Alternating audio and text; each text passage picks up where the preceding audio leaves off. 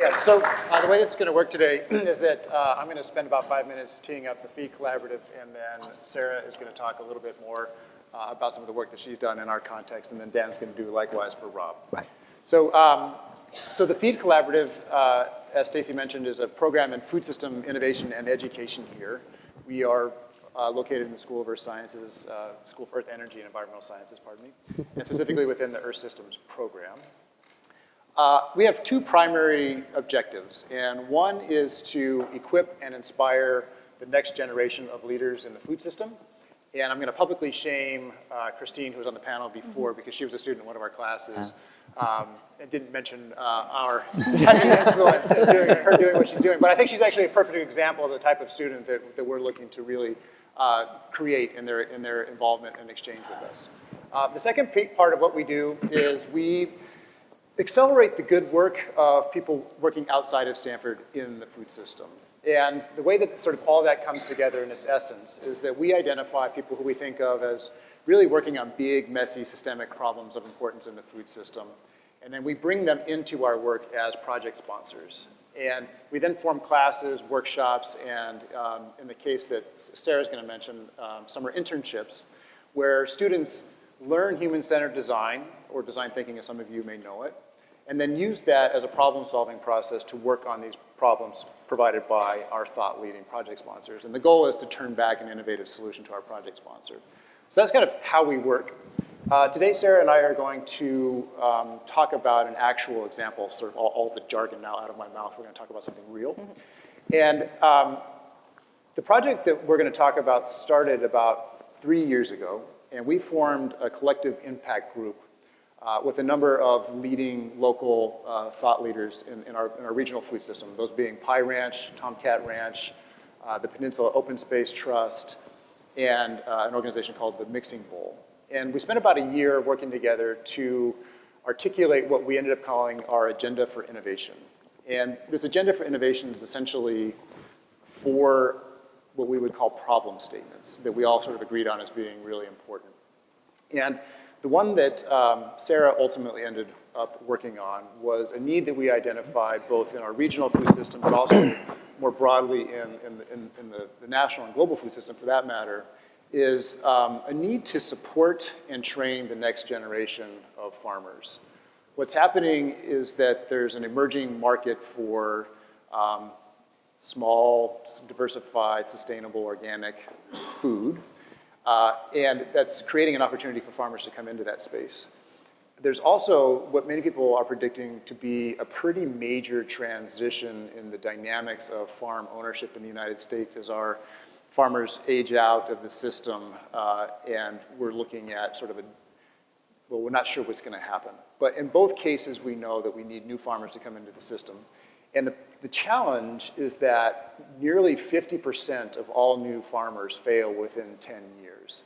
And so as we think about designing a more sustainable system, we really need that number to be greater, but we also need those farmers to have the skill sets and knowledge to implement on their landscapes important and sustainable practices. And so that's what we've been working on. So in particular, and I'll tee this up for Sarah, we were looking for a really interesting local thought leader who was working on these issues, and we identified kitchen table advisors, with whom some of you may be familiar. They're doing some really great work. Anthony Chang, they're the co-founder and CEO, we think is a really interesting person with who's forward-looking in terms of supporting this next generation of sustainable farmers. And so that led to a project that we scoped out and that became one of our cornerstone projects in our summer internship and leadership program last summer, and to which Sarah applied, and we very happily accepted her. And so I'm going to turn it over to her to talk a little bit about the work that she did. And I think, yes, the image is here. Cool. So like Matt mentioned, our project really started with the partnership with Kitchen Table Advisors. And it was especially exciting as an enthusiastic Stanford student to be able to leverage the experiences that I've had as an earth science thinker and environmental scientist and my newfound human-centered design skills and create a product that was going to help real people, real farmers immediately.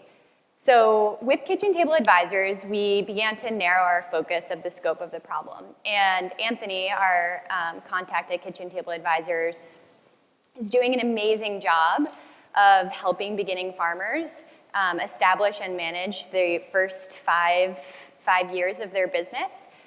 But he doesn't really have, we realized that he didn't really have a vision of what success looked like at 20 or 25 or 30 years of being a small organic diversified vegetable farmer. So what my project partner and I did was sort of open the question of what does success look like for a farmer who's been around for 20 or 30 years. And so we went out into the field and collected data by interviewing farmers throughout the Central and Northern California coast around how they made decisions, especially within the first 5 years, what their mindsets were around those decisions, and how it might have influenced the trajectory of their career. We have found amazing stories and got a ton of data, and then sort of ran up into the classic science problem of how are we going to process all of this data, especially qualitative, and most importantly, what is going to be the best way to share this information with kitchen table advisors and young farmers that are going to be using this information. So we took the opportunity to explore a bunch of different communication tools, many of which were new to me, so a great opportunity to explore podcasting tools and Illustrator tools and Photoshop, and finally landed on this framework that we ended up calling journey maps. And as you can see on the slide, the themes that really jumped out to us from talking to these different farmers were land, employees, markets, and different lifestyle choices that these farmers made. So like I mentioned, we talked to them about their whole career and really tried to focus on those first 5 years, and captured snippets of the story that we felt were the most important. One of the most exciting parts of our journey, I think, was actually going back to one of these farmers that people in the region count as being the most successful, a real legendary organic strawberry grower. We shared our map with him as a way to just double check that we had everything right. And when we brought our map back to Poli, he was blown away. First, that he was able to see all these different decision points, which he had told us, so that was surprising. And then the second thing that really surprised us was he immediately asked, how do I compare against other farmers? Mm-hmm. And to us, that was shocking, because he had been around for 30 years. People across the industry always looked to him for production and operations strategies. So it surprised us because it told us that there is really low amounts of transparency across these businesses, and what an opportunity there is for collaboration to, even of successful farmers, to share these best practices and discover new opportunities to continue making their business operation more sustainable. And that's exactly what Kitchen Table Advisors is doing with our journey maps now. So they're in their second round of, their second cohort supporting young farmers, and they're using these maps as sort of conversation starters and tools to give beginning farmers an opportunity of how and where they can discover new either contacts or operation strategies to continue developing their business in the most sustainable way. So this project overall was it was awesome. I mean, getting to be able to go out into the field, collect data, share it back with the audience that we were doing research for was so fun and empowering. But I think the best part about the experience was really going through the process. For me, I have always loved food, as I think it's the perfect manifestation of art and science. But after I graduated undergrad, I really had a difficult time mapping that excitement and passion into a job that had that impact that I really wanted. I approached it through my soil science lens. I thought maybe I would delve into the policy. I even tried to become a chef for a few years. And none of those really felt fulfilling until I walked into my first day of the Feed Lab with the Feed Collaborative winter quarter of last year and was exposed to human-centered design. And that was the first time that I didn't have to trade my soil science hat for my chef hat.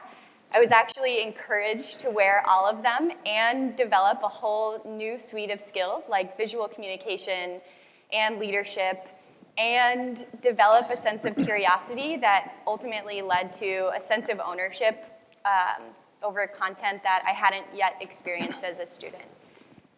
So I feel like, or I don't feel like, today is all about bringing knowledge to action. And I think with the journey maps, it was a great example of being able to identify a real world problem, create a real tool, and impact real people today, which is so cool. And personally, it was an amazing opportunity to know that I'm going to be able to continue working in the food system because I was able to develop all of these different skills. Great. Pay you now? Yes, what a great testimonial that is.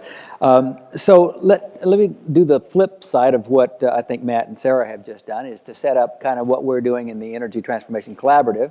And it's a parallel in many respects, and we address the sector of energy, where you address the sector of ag.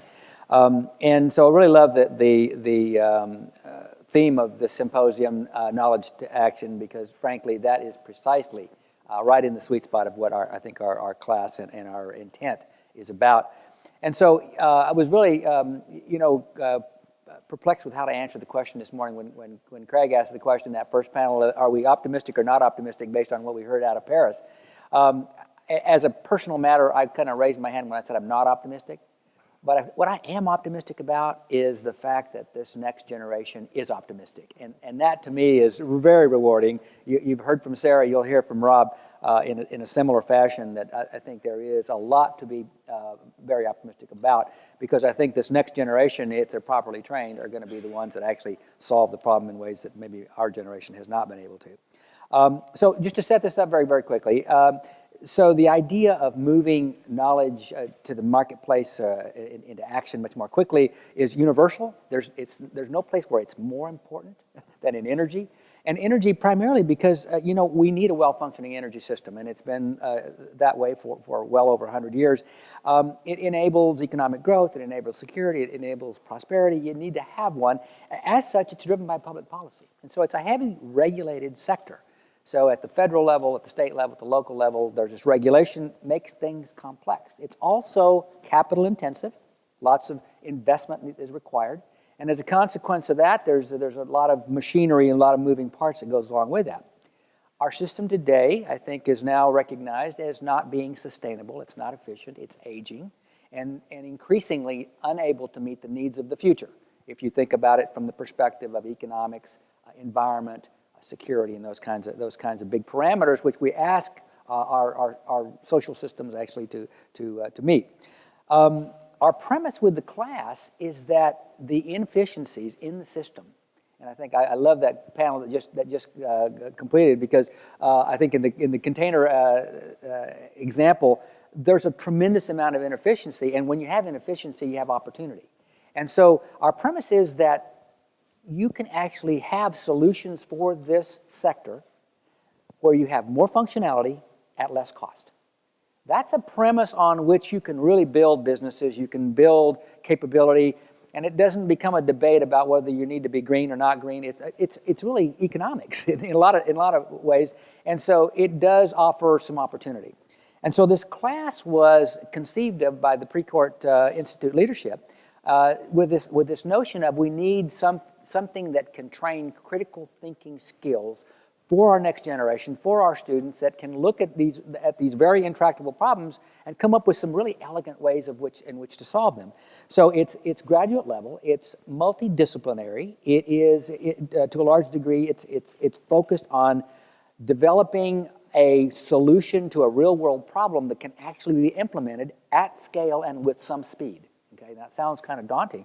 But an important piece of what we do is really allowing the students, putting the students in teams, graduate school of business, in some cases even the law school, as well as science, engineering, the design school, and bringing a cross-disciplinary team to really solve some very complex issues and or problems. We let the students self-assemble. We allow them to pick a problem. One of the things that we did in the last quarter was to ask the students to look at that intersection between energy and food, energy and water, energy and IT. And so that gave a little bit of boundaries around where they would go. And so we're in our actually the 6th quarter of teaching this class. It's a little bit of an experiment, but it's been a wonderful success. And so again, critical thinking skills, letting the students really, I'm going to call it aspiration meets real world, because you have these great thoughts, some things that seemed incredibly logical, and things about, of course, if we just do these things, the public will adopt it, the market will accept it, it'll be a home run. And you get in there, and there's a whole bunch of things that make it much more complicated, much more difficult than you thought it would be. And that's that aspiration meets real world. And that's really where then, instead of getting discouraged, let's figure out how do we get the solution elegant around that. So with me today is Rob Best. He is actually one of our best PhD students at Stanford, and in fact, hopefully soon will graduate. That's the plan. He had the opportunity to take the class last year, and all 3 quarters, and then this year he has been our TA and a godsend for myself and my co-instructor, Stuart McMillan, who have found the experiences of learning from last quarter brought into this quarter being very, very, very valuable to us. So he brings a perspective not just of the students and how he personally did that, which he'll talk about, but also how we're now coaching the next class, and we're touching a number of different things. So I'll let Rob talk about his project and a few of the other projects that have been part of the class for the last couple of years. So Rob, take it away from here. Great. Well, thanks, Dan. So as I was preparing for this, I was thinking a lot about over the last 2 years, we've had something about 12 projects that have come out of this class in different stages, and I may be actually shorting it a few, considering those that didn't make it beyond kind of the initial ideation stage. And I tried to break it down, as you see on the screen here, into a 2x2 matrix, 4 different categories. And really what it comes down to is we've thought about problems from 2 different levels over the last 2 years. One is thinking kind of top-down, looking at massive opportunities that are scalable across geographies, scalable across different partners, either at the community level, so looking at very specific solutions, or with a corporate partner, whether that be a utility, a large energy industry company. We've worked in the past with companies like Nest and O-Power as well, or on the more municipal side, organizations like LEDWP, who are one of the largest municipal utilities in the country, but run by the city of Los Angeles. And then equally, we've looked sort of bottom up, starting with communities, starting at single project levels, really identifying the needs of what a community is, and hoping that by learning from that, we can also find something scalable. So if I were to have to do this again, this matrix, I might change it from saying single project and scalable to bottom up and top down. That was really the approach as I think about it from what Dan was suggesting here. But I wanted to highlight today 2 different projects, and as Dan said first, the one that I did last year, and talk a bit about the barriers that we ran into and how it actually works in our experience when we try to take something that students are driven about, that we think has real potential to reduce energy, increase reliability, and reduce carbon emissions, and try to implement it. And that's the case of working with the Los Angeles Department of Water and Power last year. So I and 3 other students initially had this idea after a whole quarter's exposure to all of the different players in the energy industry from different angles, whether those were utilities or service providers, or just individual customers, cities, others who have to manage energy within their municipality or their location. And we identified that there's a nearly $1 trillion investment opportunity over the next 20 years in transmission and distribution infrastructure. So for those who are not in the energy industry, those words might be a little bit foreign. All those wires that get the energy from where it's produced at a coal power plant or a solar panel or say a hydroelectric dam, to every light that's on in this room, that's the transmission and distribution system. And like most of the infrastructure in this country, the average age of it is about 45 years old. Of that $1 trillion, 619 billion of it is specifically in distribution. So once you get it to the city, towards the urban fabric, everything from that point where the voltages drop down, so no longer the big wires that you see out in the middle of the country, but all the little ones that cross the city, that's 2/3 of the investment opportunity. Now, the reason for that is a combination of aging infrastructure and also infrastructure that's obsolete.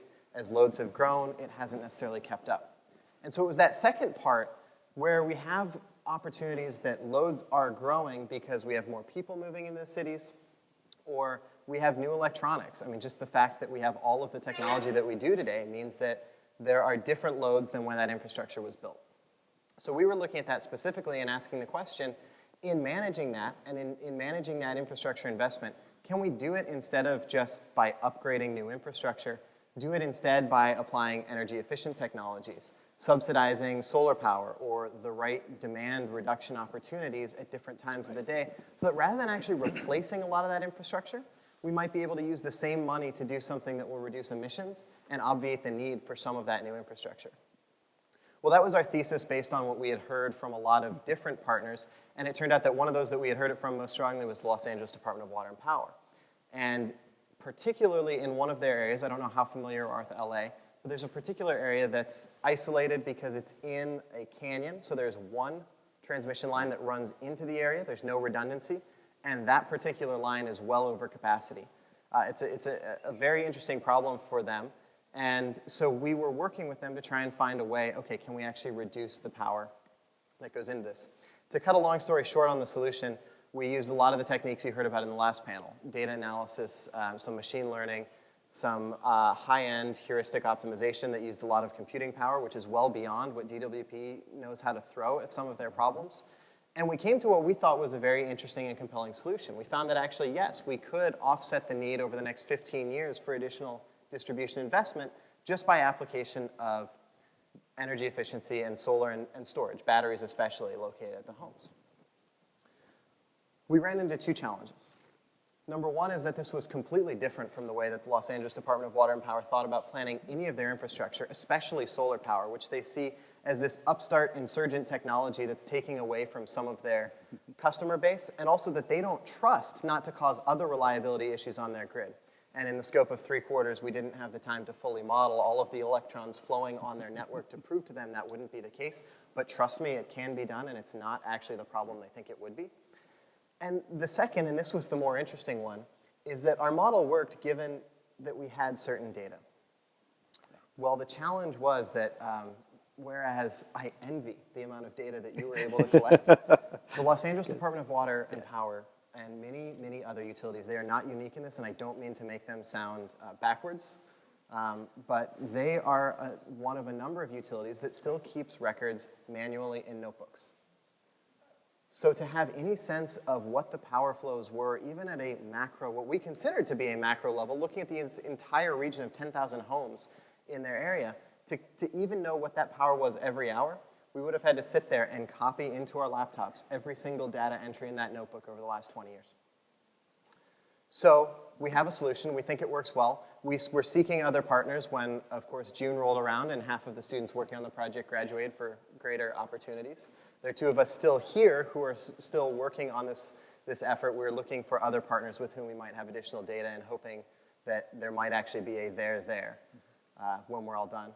And so that brings me to the second project. And at the beginning of this year, we had a slightly different model for the class. In this case, we wanted to look very locally and start with the community. And this was with the city of East Palo Alto, our next door neighbor, and ask questions that city of East Palo Alto is one of a number, again, probably hundreds, if not thousands, of small communities across this country that are under-resourced. They don't have the city engineering staff or the city management staff in order to address a lot of the new technologies that Dan was mentioning, a lot of the great solutions you've heard today. And rightfully so, they have to stand up and say, we need to make investments that are best for our community. We don't know if this new technology is best for our community because we don't have the time and the capacity to help figure that out. So I was lucky enough to be the TA for 15 incredible students in this class who were trying to answer just that question. And we tackled it from the area of water, transportation, buildings, and energy. In fact, I see a couple of them in the audience here. And so looking systemically at what their challenges were for about 4 weeks and asking the students to first meet with the city staff, get an idea of the problems, go away and come up with their best description and some possible ideas, and then come back 3 weeks in, 4 weeks in, and ask the city staff again, are we on the right track? Well, we did that because, of course, they are under-resourced. We wish they could have been better, more constant mentors, but we were hesitant to ask them too much. And the one particular story I want to pull out of this is with the team that was also focused on energy. City of East Palo Alto has a wonderful climate action plan. They want to do a lot to reduce carbon emissions, but again, under-resourced, overcommitted in terms of the financial allocations they already have. It was a tough challenge for this team, and one of the things they locked onto very early on was the idea of community choice energy, which has been piloted in Marin County, in Lancaster, in Southern California, and Sonoma as well. And what they found is that by joining a community choice energy organization, not only would East Palo Alto have a little bit more agency over the carbon content of their power, they also might be able to set aside funding to help low-income residents better improve their energy access and their energy efficiency.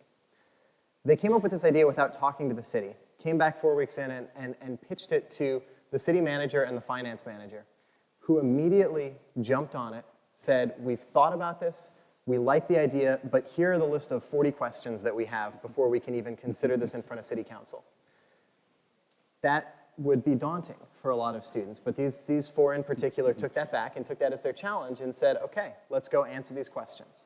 So for the next 6 weeks, in addition to about 5 other programs that I don't have time to talk about that they recommended to the city council, they answered all these questions to the complete satisfaction of the city manager and the finance manager, to the point where at the end of January, the city council adopted a measure to join a community choice energy organization and is now going through the motion and the procedures to actually put money down to do that, have a seat at the board and a stake at the table in determining what the revenues are and how they get money from that for their residents.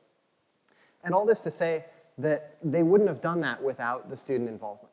And I think this is one of the real keys that we bring as students at Stanford in programs like this, in classes and endeavors like FEED and ETC, is we have a lot of knowledge and we don't necessarily know how to apply it. One of my biggest frustrations, I heard somebody mention Silicon Valley in the prior panel, one of my biggest frustrations sometimes is that with all of the problems surrounding us, it's hard sometimes to see through the ones that are very tech-oriented or very data-oriented to the ones that are the most impactful. And I think sometimes going out and asking partners, whether it's the community around us or whether it's a lot of those larger corporations, utilities who deal with some of the major resource systems, what those are. If we do ask those questions, we get better opportunities to leverage the knowledge that we have and apply it to interesting solutions. So I want to stop there because I know we have some questions and we have time for that. And we've got some, I think, opportunities for you to ask your questions out in Pigeonhole, and I think there's some questions coming. I'll start with a question, Matt, for you, just to help us get started here. I know in our class we have a course evaluation, and we get feedback from the students as to kind of what they like, what they don't like. What has either encouraged you, surprised you, or otherwise been observations coming from your course evaluations for your course that you've taught in the past? Yeah, so in addition to course evaluations, we actually regularly meet with students who have taken our classes and employ the process that we teach on them in a certain way, which is to say we interview them. And we met actually a couple weeks ago with a student who had taken our undergraduate class. And I think one of the things that really jumped out in speaking with him is that he mentioned, he's a computer science major, he mentioned that our class is the only class in the 3 years that he's been here in which he's actually made a friend from the class. And I think that is really telling in a number of ways. But the reason for that is that all the students in our classes work on teams together. And so they end up, and we give them the tools to work on teams well. So what that involves is they all take the Myers-Briggs type indicator test. We form them into teams accordingly, and then we give them tools of using that as a way to work effectively with one another. And so I think at the end of the day, the students have a much better sense of who they are, what their strengths and weaknesses are, and how to work effectively with other people. And I think that's one thing that consistently comes out of our classes. Yeah, that's a great response. I think the team building has been one of the most rewarding things that we've seen in our class. So let me just kind of go to a couple of the questions. Sarah and Matt, this one kind of comes for you. It's, do you worry about consolidation in the farming industry as farmers retire? Anything can be done to preserve that tradition of small farms? Yeah, I'll start with that, and maybe you can reflect on your experience with Anthony. So I think that there's some debate as to, well, farming is consolidating, but the reality is that and farms have doubled in size in the last 15 years, on average in the United States. But the reality is that 97% of farmers or farms are family farms. I think the big question is not whether these farms will continue to consolidate, because I think they will. I think the big question is, will the ownership of those farms remain in the hands of families, or will they begin to transition into more corporate-owned farming? I think that there are some people who are betting on the latter, that's going to happen, and that certainly presents challenges and opportunities. But in terms of preserving the tradition of small farms, I think, as that consolidation continues to happen, what we're seeing in the marketplace is that consumers, people, are increasingly demanding better transparency in terms of where their food is coming from. They're demanding that food is grown in ways that are socially and environmentally sustainable. And so as that market demand increases, I think that is creating an opportunity for these next generation of farmers, as we refer to them, to come in and fill that demand. And I think that they're, the large sort of cultural point of view of those people coming in is that they are kind of the next generation of family farmers. And that's precisely why we worked with Kitchen Table Advisors on this project. Yeah. I don't know if you have anything to add to that. Yeah, I would just say sort of between the experiences that we've had with the successful farmers who have been around for 20 plus years, in addition to the beginning farmers, it's just amazing the human-to-human connections, how much information is not shared, and then when you put them in a room together, how much value both sides of the party really benefit. So the reason that we partner with Kitchen Table Advisors is because we have the shared value with them, in the sense of putting people together in the same room is something that I think we take for granted in Silicon Valley, where farmers aren't really going to use an online platform right now to trade best practices. So leveraging the proximity of the Bay Area, and even trying to create creative ways to get people in the same room is, I think, right now the best way that we can continue preserving this practice of small farming. Great answer. Here's a question, Rob. I'll let you start with this one. This has to do, to some degree, how the students actually perform their work and kind of where they find the greatest amount of expertise to work with. You work with organizations in the real world on meaningful projects. How do you decide with whom to work? Yeah, that's a really good question and a really challenging one that I think our students, I won't say struggle with, but it's one of the toughest parts about our class is their exploration of who they should work with.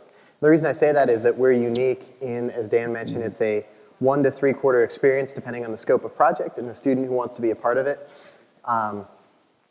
In that, you are working on the same project for the entire time, which means that you have a longer than normal exposure to your particular area of interest.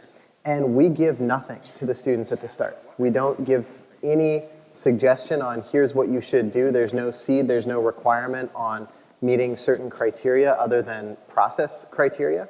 So when students ideate what they want to work on based on the problems that they're hearing from those that we bring in as lecturers to class, other conversations that they cultivate outside of class, then figuring out who actually to work with is something that's really up to them.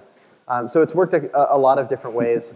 We recommend and suggest and make a lot of introductions for students. Dan and Stuart, myself, the past instructors, all have done that. We encourage them to go out and find their own connections, reach out to different organizations, cold call, cold email, basically do a lot of need finding, a lot of, as one of the panelists in the last session mentioned, actually going out and spending time with potential customers or partners.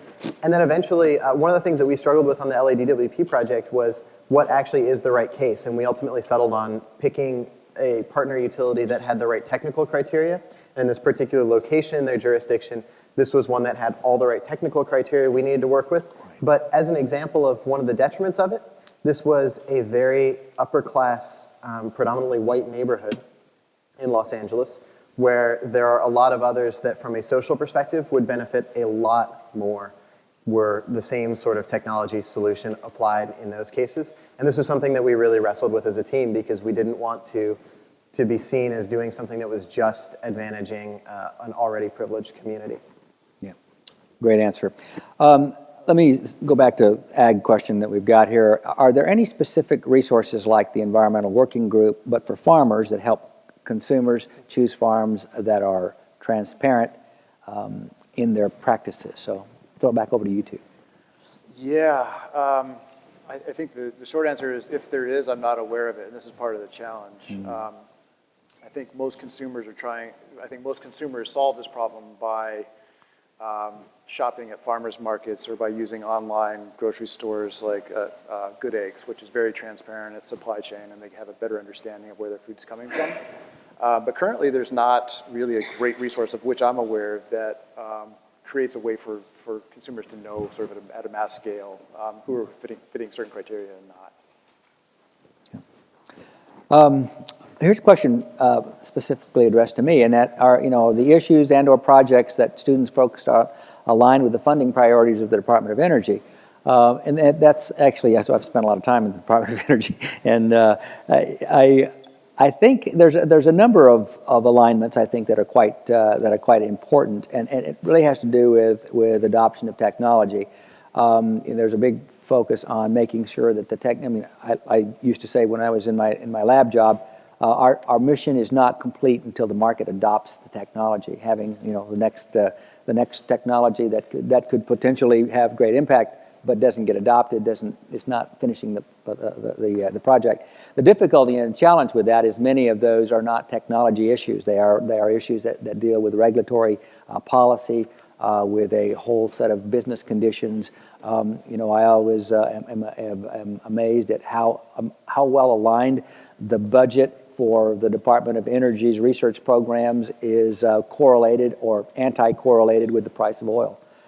When the price of oil is high, then people are very excited and very interested to make investments in energy. When the price of oil is low, not so much. And so you see this ebb and flow in terms of the budget priorities. I think what we're trying to do, certainly in the class, is to generate a whole new generation of entrepreneurs and folks who are focused on solving problems in spite of those other ebbs and flows that go along with that. So that's a good question, and I think somewhat of a short answer. I've got a couple of questions for both Sarah and Rob that come in here. And it says, what do students experience in your classes that are unlikely to experience in other classes? So maybe Sarah, you can start with that. What did you get out of the things that you've done here that are different from maybe what you find in your classes? So like both of you already mentioned, working in teams not only is great because you get to meet other students and sort of understand how other people are exploring their academic pursuits, but also partnering with a real-world organization. So the project I did with Kitchen Table Advisors was a summer research project that I've been able to continue working on through the school year. But even with Feed Labs, which was a class through the design school last year, we partnered with a local grocery store to solve for people going grocery shopping and how to make that experience better and how to help them make better decisions in the store. And that was, again, the first opportunity that we had to have a deliverable that people were going to use at the end of 10 weeks. And having that forcing function of creating a tool for an outside organization puts way more pressure than delivering a paper that may or may not be read thoroughly by your professor at the end of the quarter. And it's fun. And it like really pushes you to be creative. It pushes boundaries. You ask more questions. So I think that is one of my favorite components of going through this exercise. It also pushes you to ask your partner organization, what do you really want? And having those exchanges of listening to what your audience really needs is one of my favorite parts about the design process and one of the tools that I value most. And I think as a student, you do so much listening, but it's not that often that you you get to hear what people's needs are. It's mostly just synthesizing and regurgitating. So this Great is answer. a more creative Matt, do you want synthesis to approach. jump in on that? I want to build on that. Last summer, one of the students in Sarah's cohort, she came to me in week 2. She said, Matt, I'm not sure what we're doing. I'm not sure what the problem is.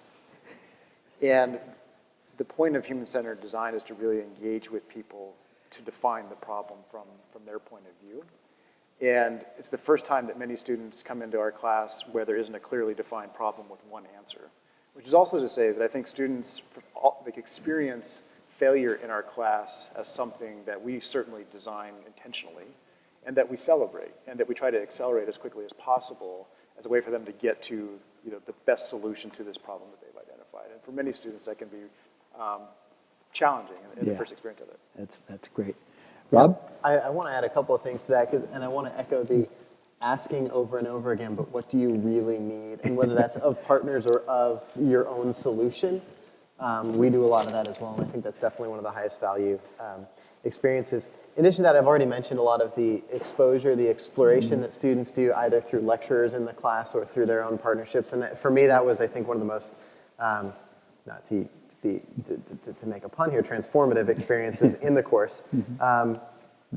There are a lot of classes on energy at this university, but most of them focus on a single aspect of it. And in conversation with those individuals, getting a synthesis of, okay, here's where the innovation is coming in, here's where the utility perspective is, this is what the customer sees. Kind of getting that broad scope is unique to, I believe, the ETC course experience.